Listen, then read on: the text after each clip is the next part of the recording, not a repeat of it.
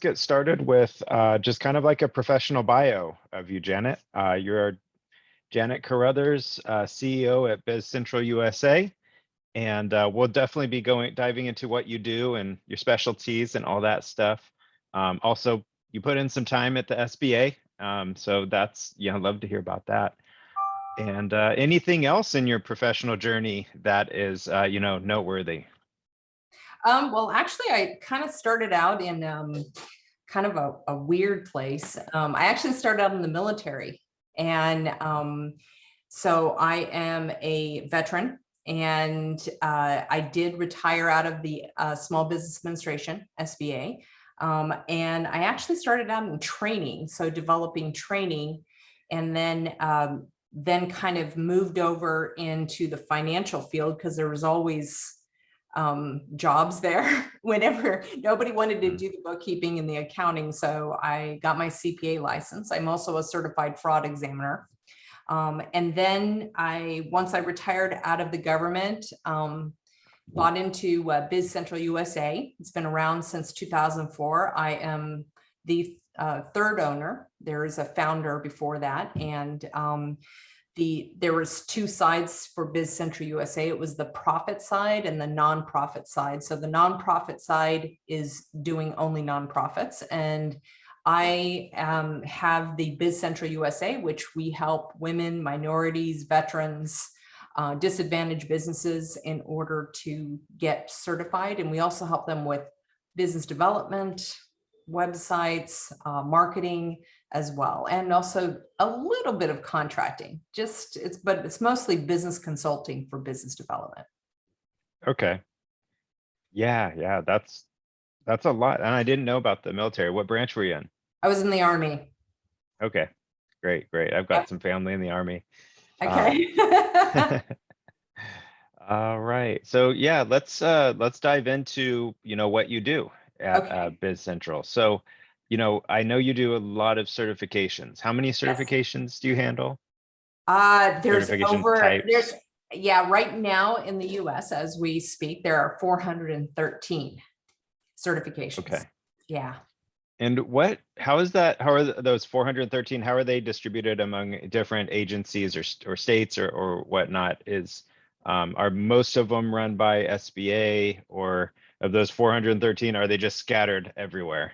They're scattered everywhere. So there's federal certifications, which most people know about, like the SBA 8A. And then there's the Disadvantaged Business Enterprise, which is the DBE, and that's a Department of Transportation certification. And that is just, I always compare that to like one step below the SBA 8A program. And as far as complexity, or it is pretty complex. Yeah. Usage. Yeah. The DBE is actually more powerful than the 8A program, even though the 8A program it's a great program and it's set aside for disadvantaged businesses. The Disadvantaged Business Enterprise actually is actually our #1 seller, because once you get it in your home state, you can actually use it in every single state. You have to transfer it. But there's minimal paperwork in comparison to doing the entire thing the first time. But if a company qualifies and they do different businesses, their business model, like in construction, is across the US, the DBE might be a better certification for them. But it is a federal certification, but the federal government does not monitor it. They kind of push it down to the states. And that's why just those, it's a unified program, goes to every single state.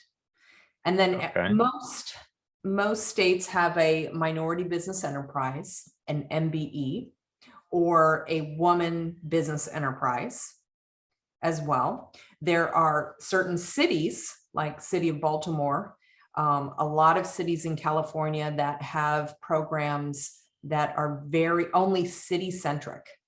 So City of Orlando, San Francisco, they all have their little certifications just for contracts that are in the city. Sometimes there are county-wide certifications as well. So Hmm. if you are a company and you're doing city contracts, county contracts, state contracts, and federal contracts, you need all of those in order to compete. Otherwise, there are basically all these certifications are set aside for women, minorities, veterans in order to compete with others. It's basically set aside contracts. But then Okay. that's the federal and state and local. But then there's this whole world of corporate contracts. And in actuality, corporate contracts and percentages for women and minorities are actually higher than government contracts. Hmm. So that's why these there's corporates, are those a lot of like prime contractors, the big SAIC, Northrop, no, it's Lockheed? like for example, Amazon is one of the top companies for corporate contracting. Like you do GSA schedule, for example. Let's just pick something. Let's pick a minority-owned African-American firm that it owns, we'll say bicycles. He's doing really well, or she's doing really well as a bicycle maker, and they sell bicycles. So they are, we'll even say e-bikes, we'll make it easy. And the federal government wants to purchase some e-bikes in order to save money, let's say for their law enforcement or whatever. And so they get on the GSA schedule and you take care of that.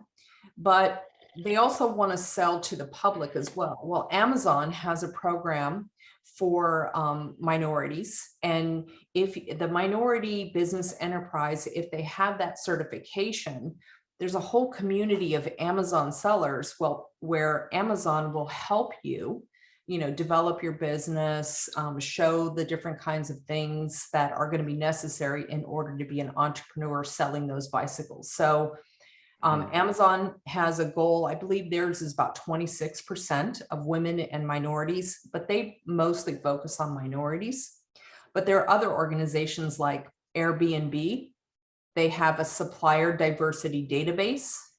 And if you are certified, they're going to pick you and set aside contracts of a certain percentage for you compared to, somebody that's not certified.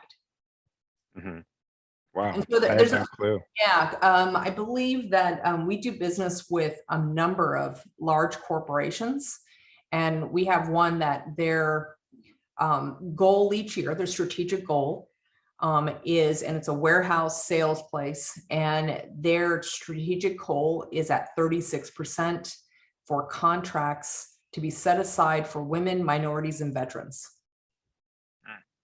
Wow, Yeah, that's a pretty high number. it is. Great. Well, yeah, I had no clue that your services went outside of, what SLED and Fed. Yep. So, Yep. yeah. So tell me kind of, I guess, the process. Somebody calls you up and says, hey, my friend, Fred just told me about you and you helped him out. Do you kind of run down a checklist with a company and have kind of just an onboard or a streamline to just, I guess, authenticate or run eligibility on programs, and then kind of figure out which ones are going to be the low-hanging fruit to help a company? Yes. And that's kind of they heard, usually it's they heard it from a friend, or they were filling out an application or a contract, and the contract says, are you a certified minority or woman-owned business? And the first thing everybody does is they said, yeah, I'm a minority. And my business is, we are women, minority, veteran owned. And so they check it off, and then the agency, whether it's a corporate or government agency, they say, okay, can we see your certification? And they're like, what? And that's when sometimes we get those calls too. I don't even know what this is. I never even heard of this. And then we also get, marketing, which on social media, you can get millions, which is true if you were certified. However, there's some steps in between. Oh, yeah. And so what we do is we have a free consultation for 30 minutes to kind of evaluate what their business model is, how long they've been in business. You can be a startup, but you need to make sure, when I say startup, it should probably be within the first 6 months when you've had your accountant and everything. And we Yeah. kind of evaluate, okay, what's your goals? That's the first thing we ask. Where do you want to go with this business? And we try to assess their business acumen, if anything, to say, do you have an accountant? Have you even opened up a business? Because sometimes people haven't opened up a business yet, but they want to break into the contracting world. So we do have a program for those individuals who are startups and have never owned a business. So we do have a kind of an introduction to business kind of program for somebody who simply just wants to get into government contracting. And then if you go, and usually they say, well, I can do this myself, which is true. Anybody can go ahead and get themselves certified. But there's a lot of paperwork involved. And we basically direct them to our website. Under our certifications, we show them which documents that are available.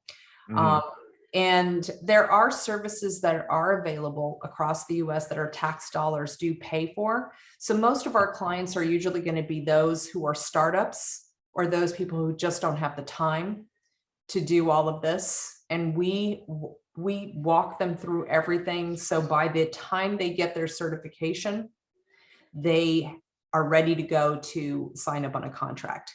They have everything that they possibly need. We give them the templates. We make sure that they are right. We kind of consult them on, do you know this? Do you have this? Do you have a CPA in place? And all of the basic business things. The documentation is tremendous. So we help them go through the entire process by answering questions, prepare them for the really tough interviews that are going to come up. So, so we help them right from the beginning through the application process and all the way through to the interview process when they get the certification. Awesome.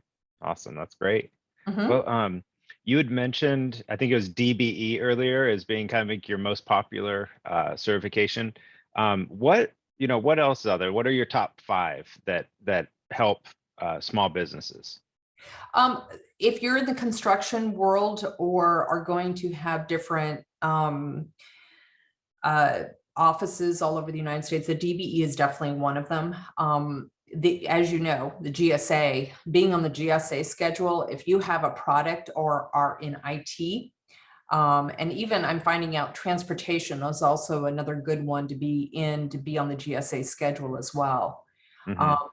So I would say that the GSA schedule, what you do, is so important as well, because I mean, it's set right in there. It really is. So a lot of people call us for the SBA 8A program, but then they find out that it takes about a year to get it. And the tremendous amount of paperwork that's involved and the strict guidelines. So they typically shy away from that. So I would say DBE is probably our number 1, followed by the WBE, the Women Business Enterprise, followed by, I mean, it's kind of, we try to encourage people, if you're going to go for the WBE for the corporate, which is our second highest one, then we also recommend that they might as well go for the federal contracts that are available, because the WOSB through the Small Business Administration is very valuable. And then probably the third or fourth is the Minority Business Enterprise, which is a fantastic certification, because you're paying for one certification and you are also allowed to be listed. The federal government, the SAM.gov, does recognize the Minority Owned Small Business Certification, or MBE, in the SAM.gov and you just upload your certificate. So you are recognized because there's no separate minority-owned business certification with the SBA. Okay. And Is then, it, does, okay, go ahead. no, go ahead. You had another one. Yeah, and so, and then finally, because I'm a veteran, if you buy a certification with us, we do, for complimentary help you through any veteran gets a free certification and we help you through that process of doing the service disabled veteran owned small business or the veteran owned small business. Oh, that's great. Okay.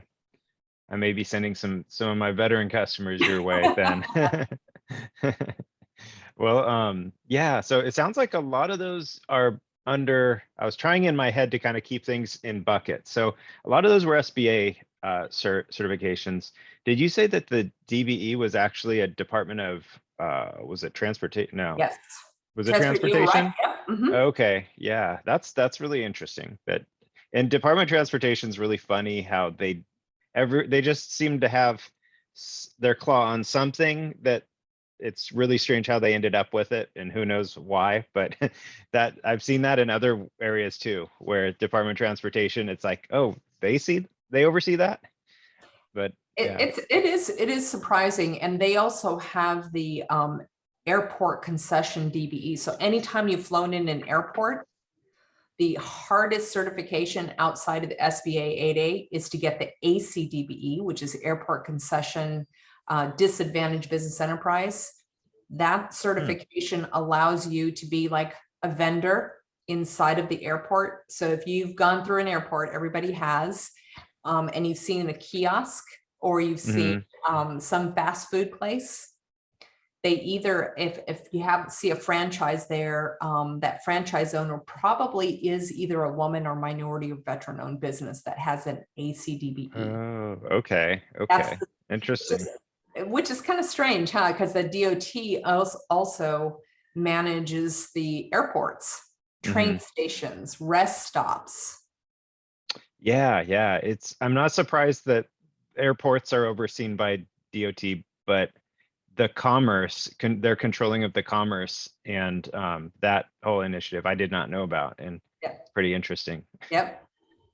So yeah, I'll bet you there's some interesting stories behind the scenes on how franchise owners are found and dropped into there, and there's probably a whole ecosystem with McDonald's and Starbucks among those franchisees.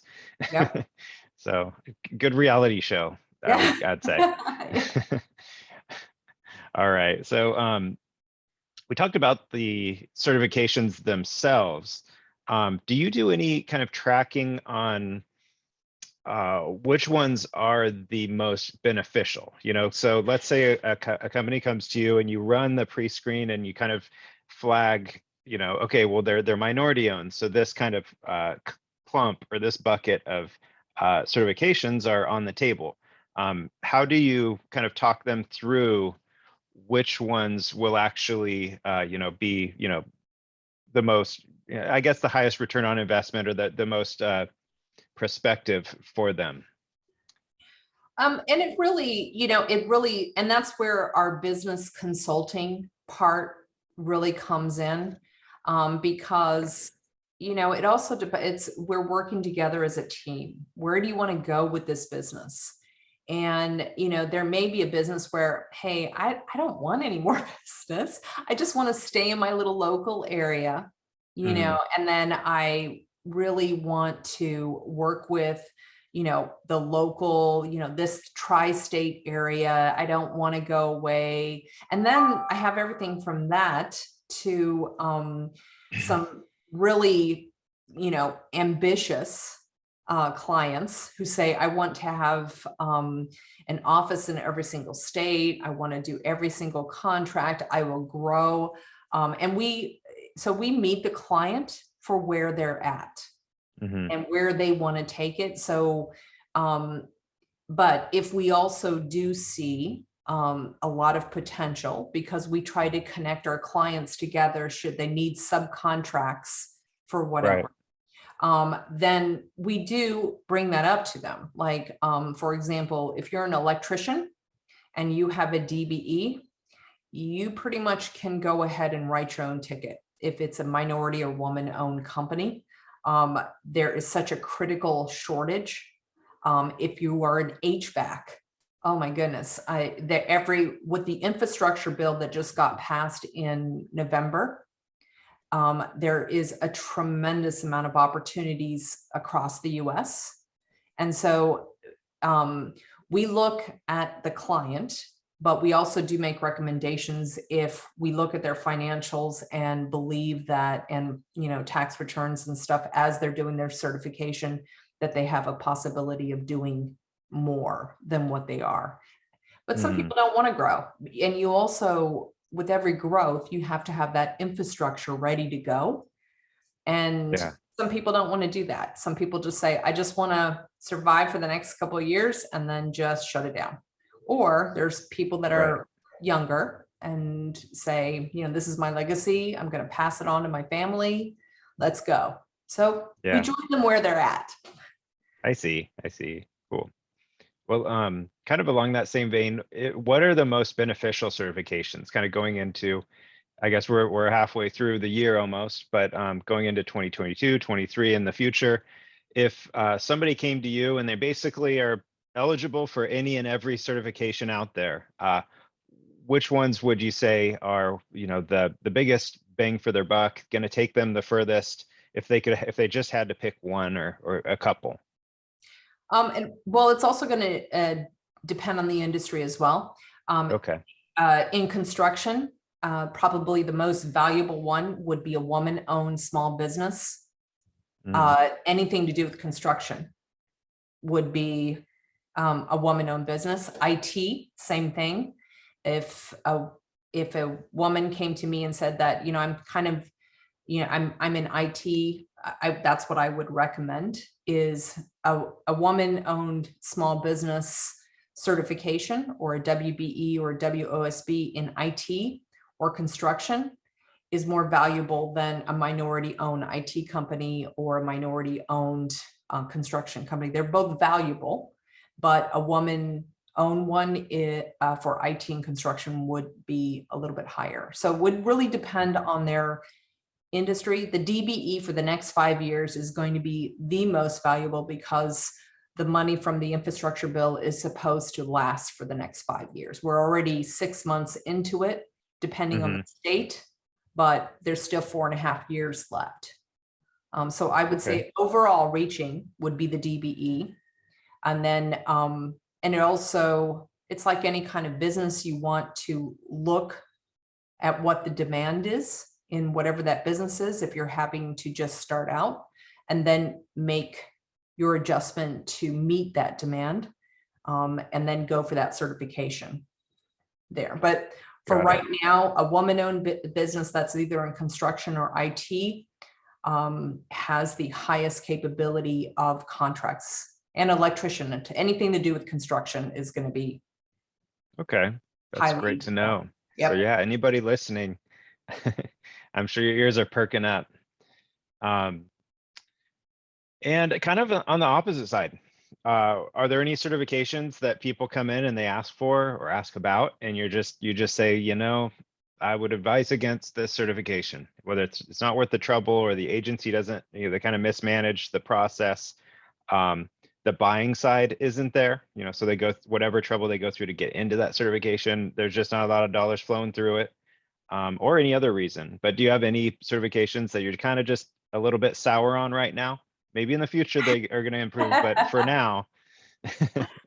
I would say the most challenging one for my clients and for people that I've talked to and helped, first of all, is the 8A program. The SBA 8A program is the most rigorous one to get through.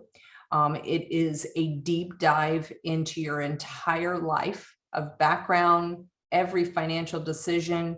You can only have one company that you're really focusing your interest on. And it's very highly competitive. And it is one of the most difficult things to get.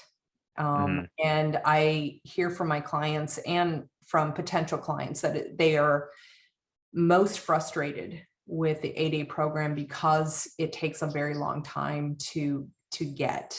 And the requirements, they have to update it every single year and basically go through the same process every single year.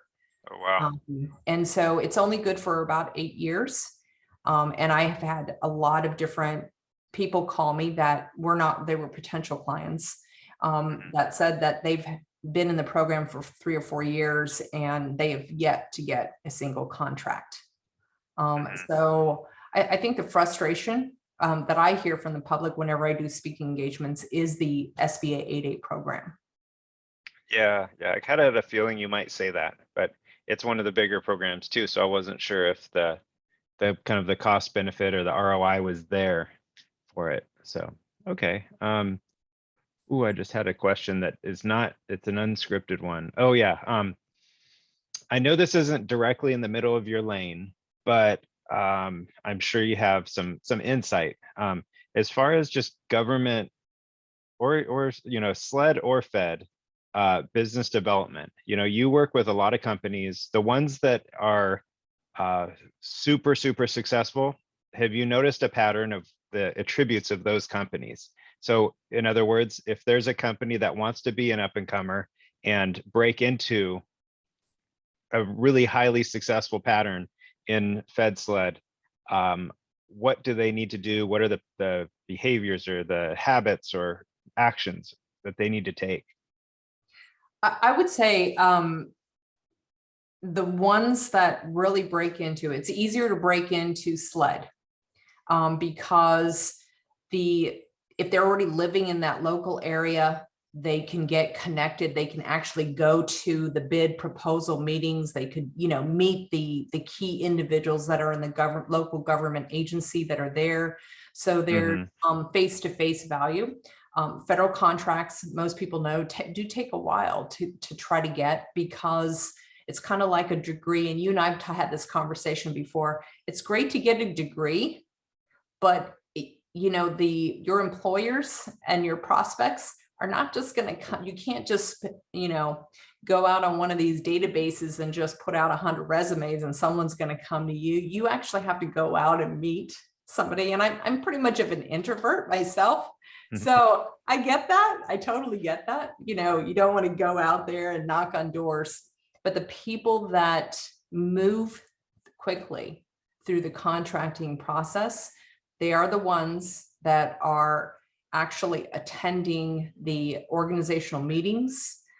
They are going to the chamber and saying, hey, this is what I do. Perfect example, I have a great client. She went from being a nurse. She now owns a transportation company. And she did the switch within 60, 90 days.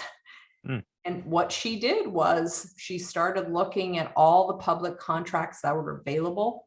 And she started knocking on doors. She just cold called them and just started, and she keeps on moving up and meeting people in the industry. And she is growing by like leaps and bounds. And that's what you really have to do is the people that are succeeding in the contracting world, because contracting is, whether it's corporate or federal, is there's a lot of legal language, and Right. sometimes you look at them and you and I have looked at stuff and going, what the heck does this mean? Right. But being able to find somebody that will help you learn that stuff and you learn it yourself as a business owner, that will help you also increase. So grit, getting out there, meeting people, and then, having that marketing capability of shaking some hands, learning out who the key players are, and then also teaching yourself about just absorbing government contracting, learning as much as possible what you can about government contracting and corporate contracting. Yeah. Do you have any advice on that front, or is it just learn by doing? Dive into it and do it and fail until you learn everything you need to know to not fail. Well, there are some people that's there. We don't, in my business model at BizCentralUSA, we do help, help them understand what it's going to take and what the difference is between a bid is, what is a proposal, what is an RFP and RFQ, but it's real the basic level. But I'm putting in a plug for John Wayne.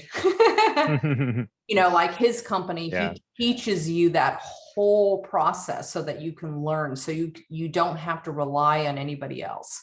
It's, as a business owner, you're always just trying to absorb so much. There's just not enough time to do that, but you still have to know the basics of it. And, there are companies that are out there that go ahead and will teach you that. And that's important, and doing, of course, making mistakes is going to be important. Yeah.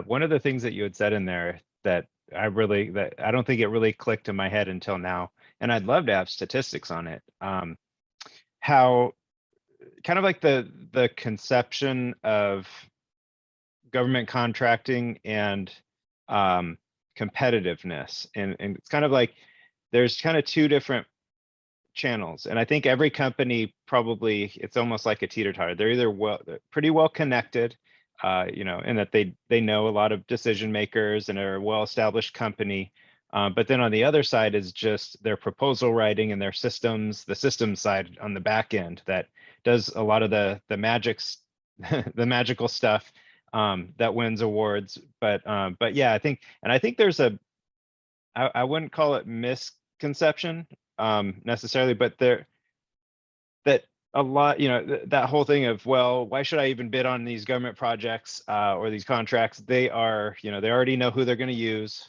If I just throw my bid in there, that's just going to be so that they could get that 3 bid minimum, and I'm helping them out and getting nothing in return. And that's, on one side, yeah, that's very true. In some cases, I've seen bids where you read the specs and you're like, this is obviously for this company. Like no other company in the world or the universe can even meet those specs except for this one company, obvious.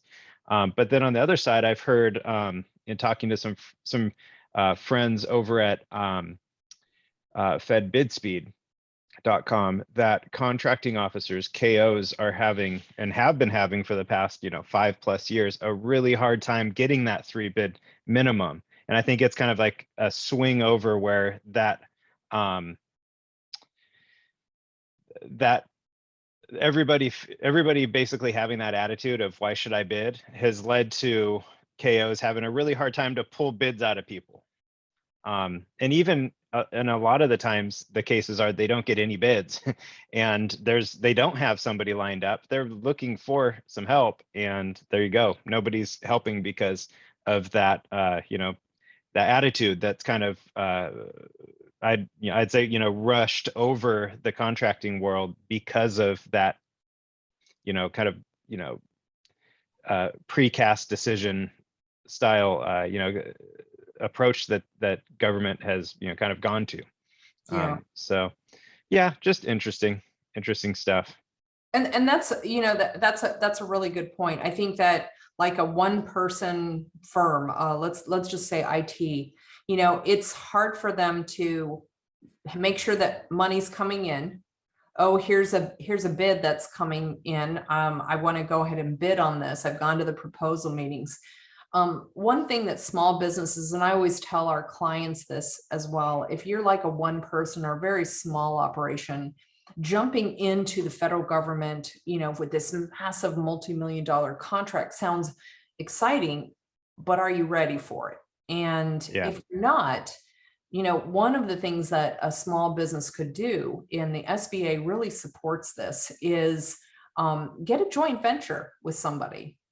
Once you have your certification, these large companies, they can't bid on some of the smaller contracts. And, I actually have a couple of clients that do have their 8A program, and they are going to be doing a joint venture with a larger experienced firm. And now this larger experienced firm can benefit with working together with this smaller company. That's a mentor protege program where they are mentoring this company, small IT company that has, you know, the basic resources, but has never been in government contracting, but this big old giant company over here has. So that, you Yeah. know, if somebody is in a smaller company, think about, you know, possibly doing like a joint venture, a protege mentor program with the SBA.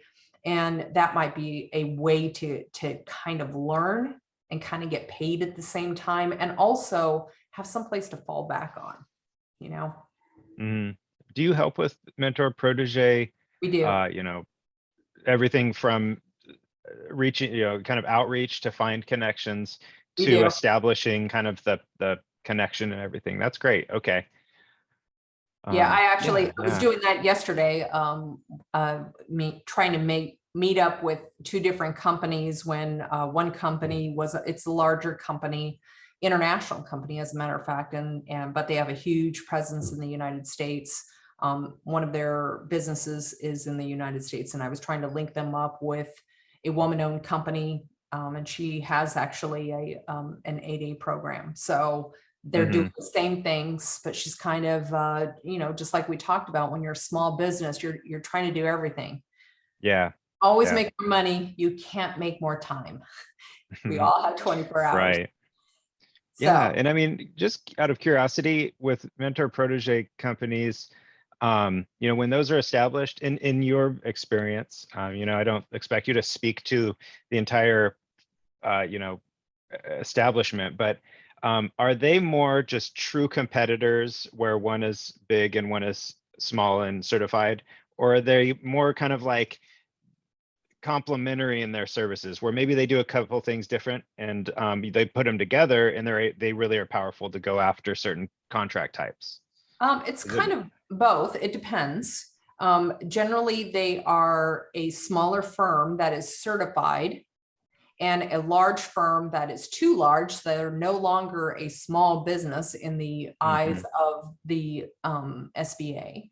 And then Okay. they come together, and it's basic. They're still two separate companies, but they have to create a joint venture company where, you know, and it has to be, you know, legalese and decided upon them, make sure that they mesh, and the profits are going to be shared a certain way and so forth. So that is going to be something that they're going to have to do. So they do kind of basically meet in the middle, but the larger company, as in their kindness and their, you know, mentoring of Yeah. the smaller business, they are able to compete in contracts for that, whatever that smaller business has. So if the smaller business has an 8A, or they're a service disabled veteran, that company can use that certification under that certification, when they normally would have never gotten that contract. And mentor protege is it 100% service based? Product companies don't really benefit from that, do they?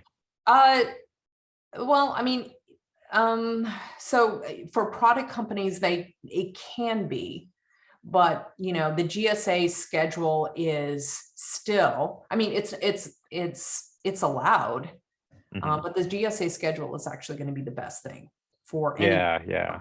Okay. I was just asking because I know there's some prohibitive things when it comes to products, as far as, you know, the distributor channel and where it comes from. And Yep. and I know that some companies, I think Gill Marketing just got busted for some practices with buying small businesses and writing out their status until the 5-year option renewal. And it's something that I know a lot of large companies do. And it's always been gray area, but I think it's just moved into the black. So yeah, just interesting stuff. Now, going to come to a screeching halt on that topic Okay. and move over into a topic that you wanted to address, which is kind of the infrastructure bill. And you wanted to go over agency scrutiny, which kind of perked my ears. Agency scrutiny. What's Big Brother trying to look into? I would say basically every certification takes about 90 days to get. Once you hit the submit button, they've looked over all of the details, making sure all the everything you said in your application really makes sense. And you've gone through everything. So you've put all of your paperwork through the system or have sent it in, and now you're going through the scrutiny process. It does take about 90 days to get that certification. Because of the infrastructure bill that was passed, trillion, was it 1.2, 1.3 trillion dollars. And basically, that infrastructure bill is for roads, schools, and that's why construction is such a big deal for this. I see. Yeah. Okay. Airport terminals, and the good states that were very well organized. California, I'm going to have to say, was the first one. They had it all ready to go, so that as soon as it was signed, they had contracts. They had their contracts that were ready to go. Yeah. And I'm from California. They need a lot of work. And so because of that, what happened was everybody started applying for it. So, for example, in California, when I was helping some clients get through the paperwork, it took 30 days. In Florida, probably 2 weeks to get through the disadvantaged business enterprise. Now it's taking 9 months to 6 months. Wow. 90 days to 6 months, depending on the paperwork. And in some states, it is for example, I have in one state that's in the DC metro area, and they are denying a woman-owned business, even though she has the federal certifications, that she's really not a woman-owned business. So right now, as a matter of fact, as of today, I have 4 appeals so I'm working on more appeals right now because of the close scrutiny that is happening of all of the states on the paperwork. And I don't think I mentioned this before, but if you don't get your MBE or WBE, generally have to wait 6 months. If you don't get your DBE and they deny you for whatever reason, your paperwork is messed up, you didn't, your numbers don't match up, whatever their reasoning is, you have to wait a year to reapply. So I am seeing the pass rate, it's going down significantly because there's so much money on the table. Yeah. So, and just a question real quick on what you had just said, that you said if you don't have your MBE or your WBE, yeah, then so those are federal, and you're saying if you don't have those, then at the state level when you apply for those, I guess, are they called kind of like a child No, or an they're under completely certification? separate. Nope. They're separate. Yeah, Okay. they're separate. Yeah. So if you don't currently have an MBE, then it's going to take a lot longer than it used to. Yes. And is that just the flood of companies submitting all at once? Yes. And combined with a higher level of scrutiny, which probably was just passed down from the bill. They had to roll in, certain things. They always do. Okay, I understand. Yeah, and similar things kind of happen with GSA. When they're more busy, they reject more. The level of scrutiny seems to go up when the department is impacted. Yes. And also, they don't have enough staffing to look this over. And so it's easier to say, it's not good enough. Bye. I mean, I spent a week trying to argue with a state that the city where this company was at was actually in their city, in their county, their surrounding county, to get the certification.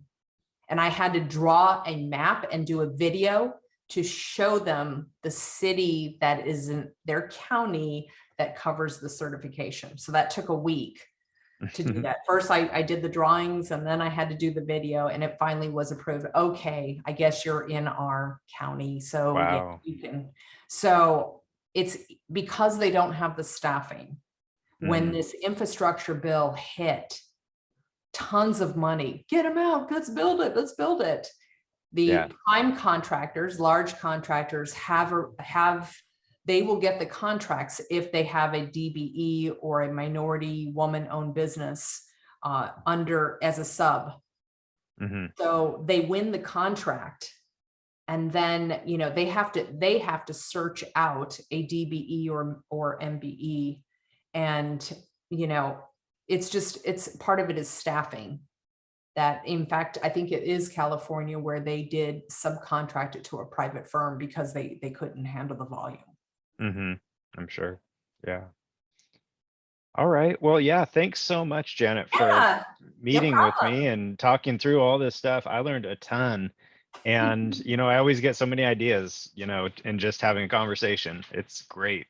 And I'm glad that we recorded it, and it's going to be, there for everybody else to see too. I think this will bring a lot of value to people. I'm going to Yeah. send it, blast it out everywhere. Okay. Just to wrap up, Janet Carruthers, CEO of BizCentralUSA. I have your, I'll let you kind of go into your website, email, phone number. How do people get in touch with you? On our website, we have a form that you can go ahead and fill out, and which things you might be interested. If you're not sure, just put a saying, I'm not sure what I qualify for. And once you fill out that form, we actually have a form where you will answer different questions, and it will tell you exactly which certifications you probably go ahead and qualify for. But you have a free 30-minute consultation, and you have our link, so you can go ahead and look at your specific state and see which one you might be interested in, or if it's a corporate one. All of our information is on our website, or you can have a free consultation so we can talk about the specific situation. Yeah. So, and that's bizcentralusa.com. Yep, that's it. All put together. So I will have the link on everywhere you find this video. You should see that link. Thanks so much, Janet. Okay, thank you.